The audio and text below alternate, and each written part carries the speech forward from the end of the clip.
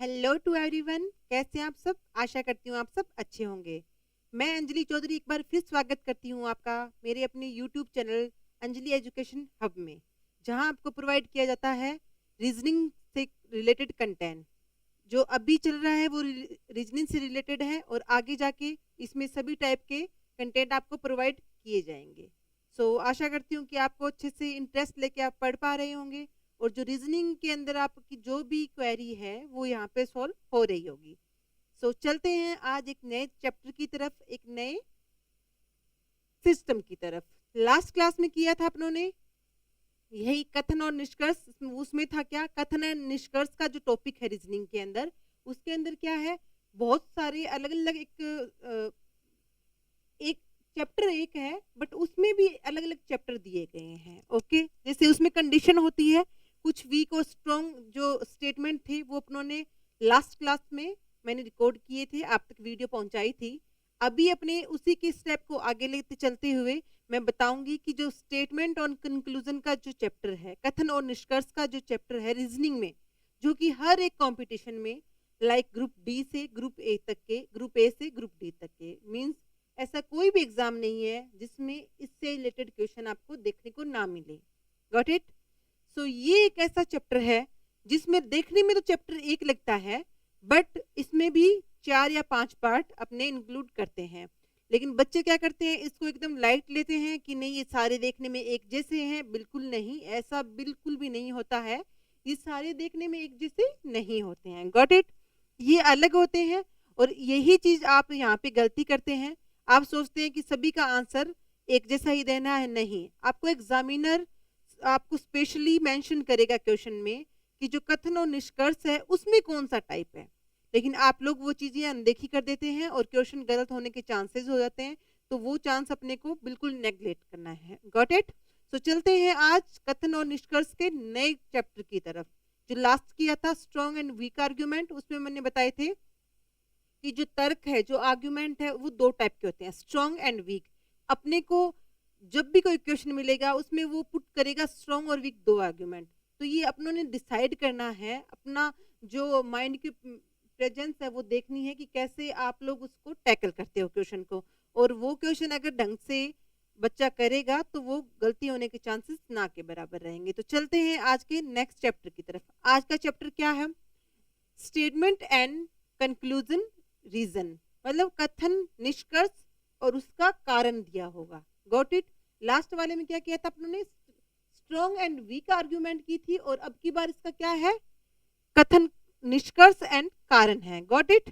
ये दोनों चीजें आपको देखने में लगी कि सेम ही तो है, चेंज क्या है, बट नहीं है ऐसा, सेम बिल्कुल नहीं है, ये चेंज आते हैं। और एग्जामिनर क्या है, इसी चीज में बच्चों को कंफ्यूज कर देता है कि वो धीरे से आपको क्वेश्चन देगा कथन और निष्कर्ष का और उसमें एक बीच के अंदर हाईलाइट कर देगा कि ये क्या है, स्ट्रॉन्ग और वीक आर्ग्यूमेंट है, या कहेगा कि ये क्या है, निष्कर्ण और उसका कारण है। और आगे भी इसके 2 या 3 जो स्टेप और है जो मैं नेक्स्ट क्लास में बताऊंगी वो आपको डाल के दे सकता है और आप उसको नहीं देखेंगे तो क्वेश्चन गलत होने के चांसेस बढ़ जाएंगे। चलते हैं उसी के नेक्स्ट स्टेप पे। हिंदी मीडियम वालों के लिए भी है और इंग्लिश मीडियम वालों के लिए भी है, कि आपको पता चल जाए। जिनको हिंदी मीडियम में समझ आ रहा है statement and conclusion reason, and जिनके लिए हिंदी में जो करते हैं प्रीफर कथन निष्कर्ष एंड कारण। Got it. चलते हैं।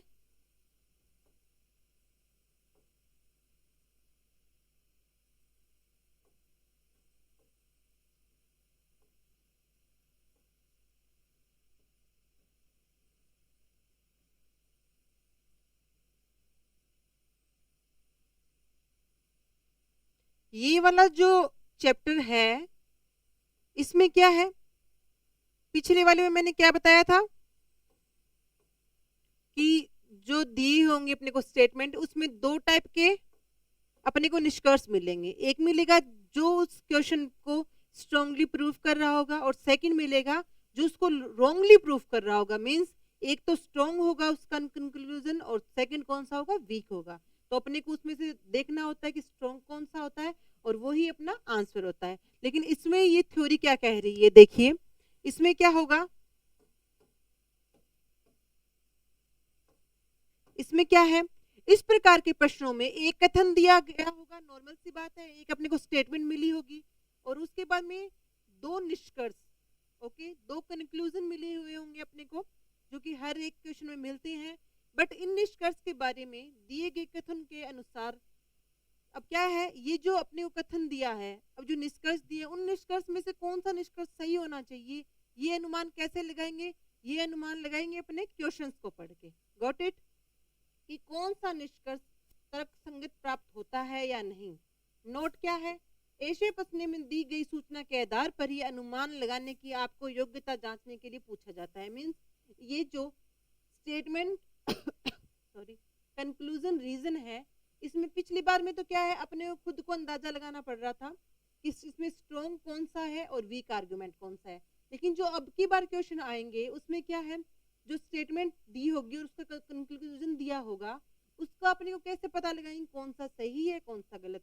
तो वो क्या करना है, इस टाइप का जो क्वेश्चन आएगा उसमें अपने को एक ही चीज का ध्यान रखना है, क्या, कि जो अपने को सूचना दी होगी, मीन्स जो स्टेटमेंट दी होगी, उसी के आधार पे अपने को उसमें से जो करेक्ट वन है उसको टिक करना है। मीन्स अपनी तरफ से या अपनी मेंटलिटी अलग से सोच के अपने को उसमें जवाब नहीं देना है बिल्कुल, जैसे कि उसमें दे रहे थे।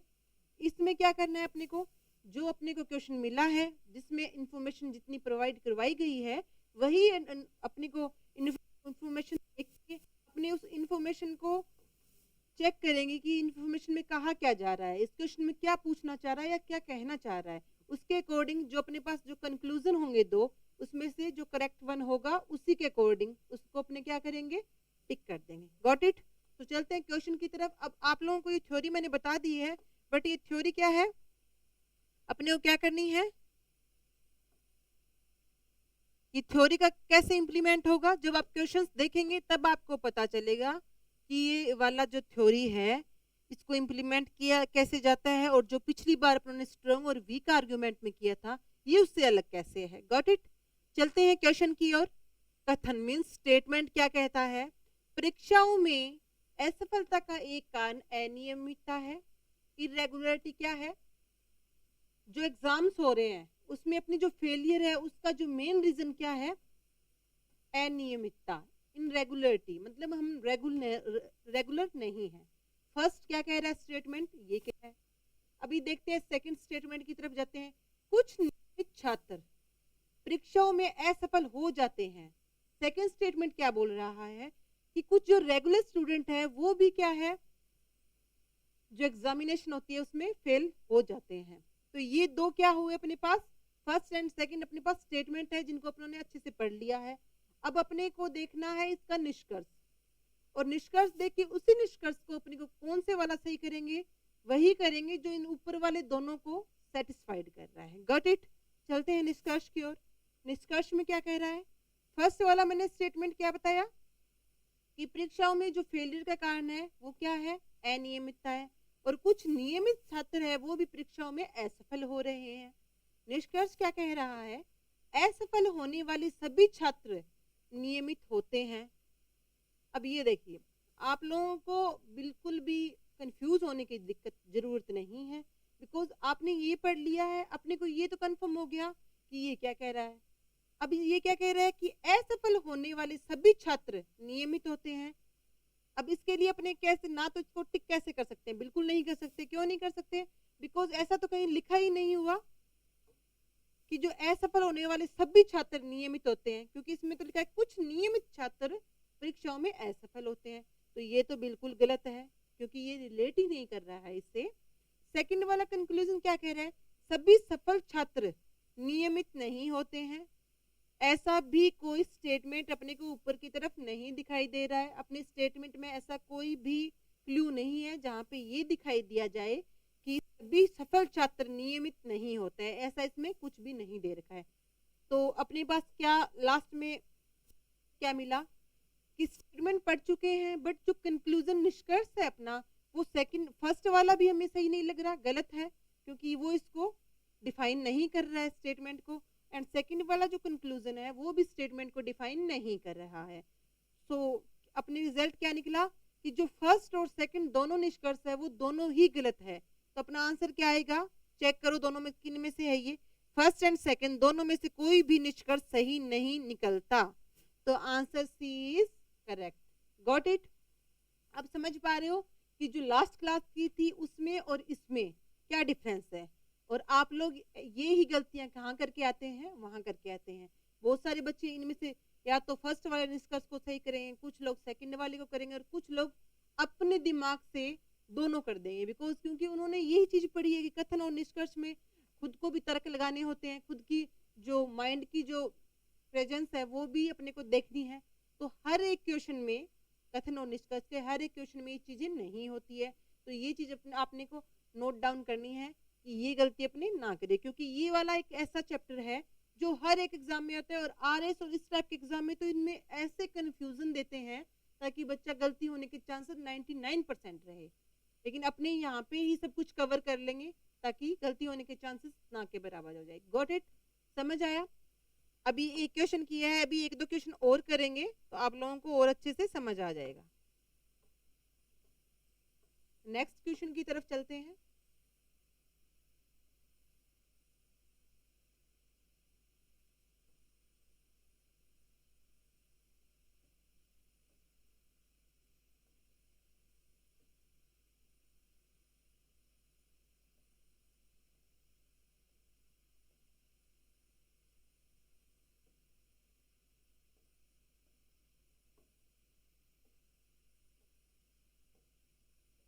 फर्स्ट क्वेश्चन हो गया, अभी चलते हैं सेकंड क्वेश्चन की तरफ, ताकि आप लोगों को ये चीज, क्योंकि जब तक क्वेश्चन नहीं करेंगे आप लोगों को समझ नहीं आएगा कि इसी के अंदर स्टेटमेंट और कंक्लूजन के अंदर अलग अलग पार्ट कैसे होते हैं। प्रैक्टिस के बिना तो आप लोगों को कुछ पता ही नहीं चल पाएगा ना। तो चलते हैं नेक्स्ट क्वेश्चन की तरफ। नेक्स्ट क्वेश्चन क्या कह रहा है? कथन मीन्स स्टेटमेंट। फर्स्ट क्या कह रहा है इसमें? उस दुकान में बेचे जाने वाले सभी रेडियो उच्च स्तर के हैं। मीन्स कोई एक शॉप है, उसमें क्या है, जो बेचे जाने वाले सभी रेडियो जो हैं वो कौन से हैं? हाई क्वालिटी के हैं। Got it? ये है फर्स्ट स्टेटमेंट। चलते हैं सेकंड पे। उस दुकान में सभी मर्फी रेडियो बेचे जाते हैं। आपने फर्स्ट वाला स्टेटमेंट रीड किया, सेकंड वाला रीड किया। फर्स्ट में क्या कह रहा है कि उस दुकान में जो सभी रेडियो बेचे जा रहे हैं वो क्या है? हाई क्वालिटी के हैं। और उस दुकान में सभी मर्फी रेडियो बेचे जाते हैं, तो इसका मतलब क्या है? जो मर्फी रेडियो है सारे वो क्या हाई क्वालिटी के हैं। कौन से वाले मर्फी रेडियो हाई क्वालिटी के हैं? जो उस शॉप में बेचे जाते हैं। ये तो कोई जरूरी नहीं है कि जो ये मर्फी ब्रांड है उसका कोई रेडियो लो क्वालिटी का नहीं है। इस बारे में अपने कुछ कह नहीं सकते। क्यों नहीं कह सकते? क्योंकि अपने पास तो सिर्फ यही इंफॉर्मेशन है कि जो मर्फी रेडियो है वो क्या है, उस दुकान में बेचन, जो दुकान की बात कर रहे हैं जिसमें हाई क्वालिटी के रेडियो हैं, वहां क्या है, सिर्फ मर्फी रेडियो सेल किए जाते हैं। तो उससे अपने क्या है, जो अपने पास सॉलिड एक स्टेटमेंट ये आया है कि क्या, कि जो उस दुकान में बेचे जाने वाले हाई क्वालिटी के रेडियो है उनका ब्रांड कौन सा है? मर्फी। Got it? ये है स्टेटमेंट। तो अब चलते हैं कंक्लूजन, निष्कर्ष की तरफ। निष्कर्ष क्या कह रहा है? निष्कर्ष कह रहा है उच्च स्तर के सभी रेडियो मर्फी कंपनी द्वारा निर्मित किए जाते हैं। अब देखिए, जैसे ही आप ये स्टेटमेंट पढ़ेंगे 60% बच्चे इसको करेक्ट करेंगे, क्योंकि उन्होंने ये पढ़ लिया ना।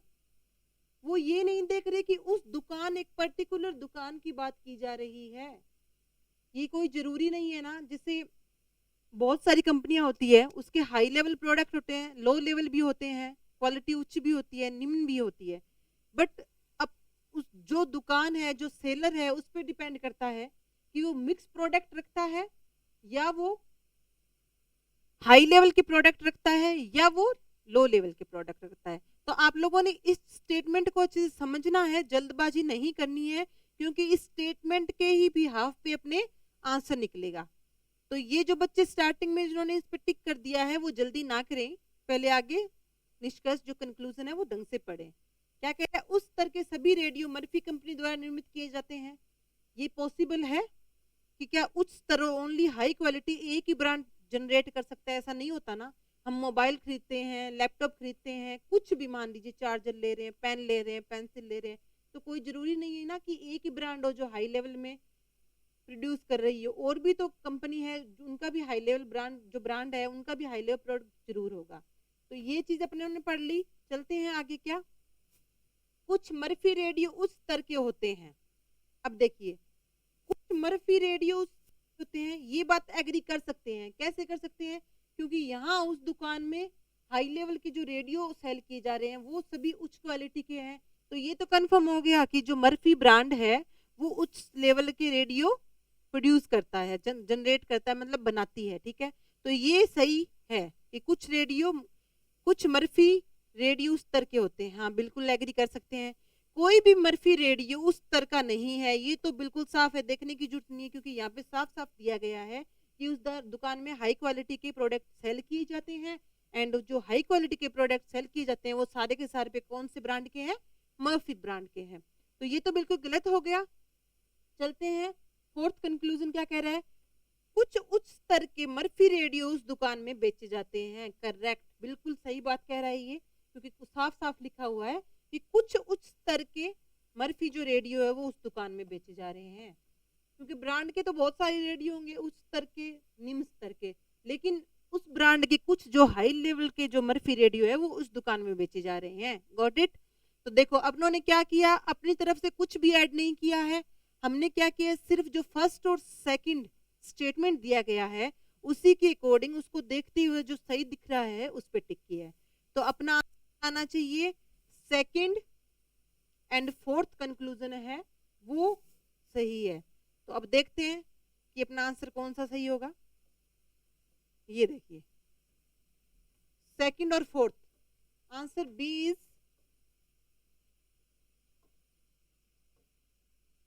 आंसर बी इज करेक्ट हो गया। कैसे हुआ? मैंने अभी पीछे बताया कि सेकंड वाला और जो फोर्थ वाला कंक्लूजन था वो एकदम करेक्ट बैठ रहा था स्टेटमेंट के अकॉर्डिंग। Got it? अब समझ पा रहे हो? जैसे जैसे क्वेश्चंस करोगे तो आपको समझ में आ जाएगा कि एक ही चैप्टर के अंदर ऐसे टाइप्स होते हैं अलग अलग। वो एक चैप्टर एक टाइप पे डिपेंड नहीं होता है। एक ही चैप्टर ने खुद के अंदर 4 चैप्टर इंक्लूड किए हुए हैं। तो वो गलती आप लोग जो अब तक कर रहे थे स्टेटमेंट और कंक्लूजन में, कि आप देख नहीं रहे थे और खुद से ही आप लोग, एग्जामिनर कुछ पूछना चाह रहा है एंड आप जवाब कुछ दे रहे हैं, तो वो गलती नहीं करनी है। चलते हैं नेक्स्ट क्वेश्चन की तरफ। कुछ एक दो क्वेश्चन और आप करेंगे तो आपको और अच्छे से क्लियर हो जाएगा। Got it? अपने ये स्टेटमेंट और कंक्लूजन के जो सारे टाइप है वो सारे चैप्टर है वो करेंगे। 4 चैप्टर है इसके अंदर, खुद के अंदर एक तरीके से चैप्टर ही बोल सकते हो आपको, कोई चाहे इसको टाइप बोल दे, चैप्टर बोल दे, कुछ भी बोल दे, लेकिन अपने को ये समझ आ गया कि ये एक चैप्टर है, वो इंडिविजुअल अपने पास 4 टाइप्स रखता है। Got it? चलते हैं नेक्स्ट क्वेश्चन की तरफ। नेक्स्ट क्वेश्चन क्या कह रहा है? स्टेटमेंट क्या है, कथन क्या कह रहा है? भारत एक बहुभाषी देश है, हिंदी भारत की राष्ट्रभाषा है। देखो क्या है ये क्वेश्चन? अपने को पता है इंडिया में क्या है, बहुत सारी लैंग्वेज है, बहुत सारी लैंग्वेज इंक्लूड करके अलग अलग जो सिटी है, अलग अलग जो बहुत सारे लोग रहते हैं, उनकी सबकी अलग अलग भाषाएं हैं। ठीक है, तो बहुभाषी देश हो गया, लेकिन अपने को ये भी पता है कि जो हिंदी हमारे भारत की क्या है, राष्ट्रभाषा है। ठीक है, नेशनल लैंग्वेज है, अपने को पता है। कहते हैं ना हिंदी, बचपन से ही कहते हैं कि हिंदी तो हमारी मातृभाषा है। वही बात कह रहा है कि हिंदुस्तान में बहुत टाइप के लोग रहते हैं, अलग अलग जाति के लोग रहते हैं, उनकी अलग अलग भाषाएं हैं, जहाँ जहाँ का जैसा एरिया होगा उसके अकॉर्डिंग उसकी लैंग्वेज होगी, लेकिन उसके साथ साथ हिंदी भारत की राष्ट्रभाषा है। Got it? ये हो गया कथन। इसके अकॉर्डिंग अपने को कहाँ चलना है? इंक्लूजन पे, निष्कर्ष पे चलना है। हमें अपनी तरफ से निष्कर्ष में ऐसा कुछ भी ऐड नहीं करना है कि अंजप्शन के तौर पे या अपने मान लिया जाए, या जो चीजें हैं, कहने का मतलब या जो शब्द है कि या ऐसा हो जाए या ऐसा हो सकता है, वो इस जो ये टाइप है कौन सा, स्टेटमेंट कंक्लूजन रीजन, इसमें ये चीज ऐड नहीं करेंगे।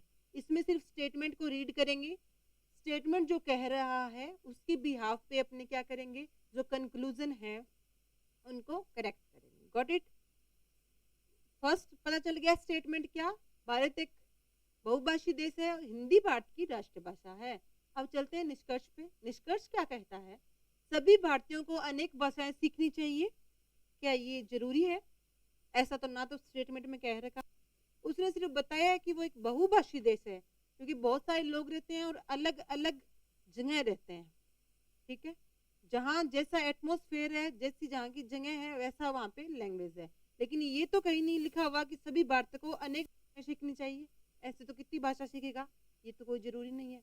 तो ये तो बिल्कुल भी फिट नहीं हो रहा। ये कहीं पे भी स्टेटमेंट में ऐसा कोई क्लू नहीं मिल रहा है, जहाँ पे ये दिखाया गया हो कि भारतीयों को अनेक भाषाएँ सीखनी चाहिए। सेकंड स्टेटमेंट क्या क ये सॉरी सेकंड कंक्लूज़न क्या कह रहा है?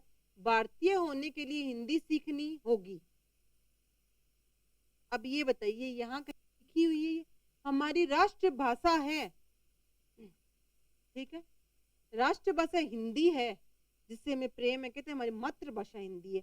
लेकिन ये कोई कंपल्सरी या कहीं संविधान में नहीं लिखा हुआ कि अगर आपको हिंदी नहीं आती है, तो आप इंडियन नहीं हो। ऐसा कहीं पे भी नहीं लिखा हुआ, ना स्टेटमेंट में कुछ दिया हुआ।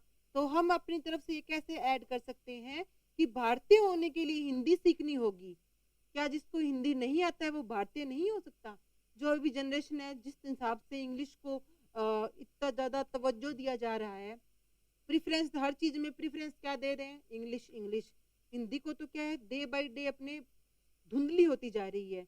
तो क्या वो बच्चे जो इंग्लिश में बात करते हैं, इंग्लिश में पढ़ते हैं, जो इंग्लिश को प्रेफ़रेंस देते हैं और जो पैदा इंडिया में हुए हैं, जो कोई अपना भाई है, कोई अपना रिलेटिव है, आने वाली अपनी जनरेशन है, तो क्या वो इंडियंस नहीं होंगे? ऐसा नहीं है ना? तो ये बिल्कुल गलत हो गया। ये तो अपनों ने क्या है एक एग्ज़ाम्पल के तौर पे मैंने बताया है, बट मेन अपने को क्या देखना है कथन। अगर कथन में ऐसा लिखा हुआ होता कि भारतीय होने के लिए हिंदी सीखेंगे तो ही भारतीय कहलाएँगे, तो यहाँ पे अपने कुछ सोचते, चाहे वो संविधान में लिखा हो या नहीं हो। Got it? मैं यही बताना चाह रही हूँ कि अपने को असम्पशन्स नहीं लेनी है, सिर्फ़ और सिर्फ़ जो कन्क्लूज़न है, उनको किसके बिहाफ़ पे करेक्ट करेंगे? सिर्फ़ और सिर्फ़ स्टेटमेंट के बिहाफ़ पे करेक्ट करेंगे। Got it? सो स्टेटमेंट था भारत एक बहुभाषी देश है और हिंदी भारत की राष्ट्रीय भाषा है, जो कि ना तो कंक्लूजन फर्स्ट इसको वेरीफाई कर रहा और ना ही सेकंड। तो अपना आंसर क्या आना चाहिए? न तो निष्कर्ष फर्स्ट निकलता और न ही निष्कर्ष सेकंड निकलता। Answer C is correct. Got it? I think अब तो आपको समझ आ गया होगा कि मैं आपको क्या समझाना चाहती हूँ। क्या बेसिस पे ये मैं चैप्टर जो है इसको मैं आपको डिवाइड करके इसको मैं कथन और निष्कर्ष को रीजनिंग में अगर मैं चाहती तो एक लंबा सेशन लेके 2 या ढाई घंटे में पूरा कंप्लीट कर देती, बट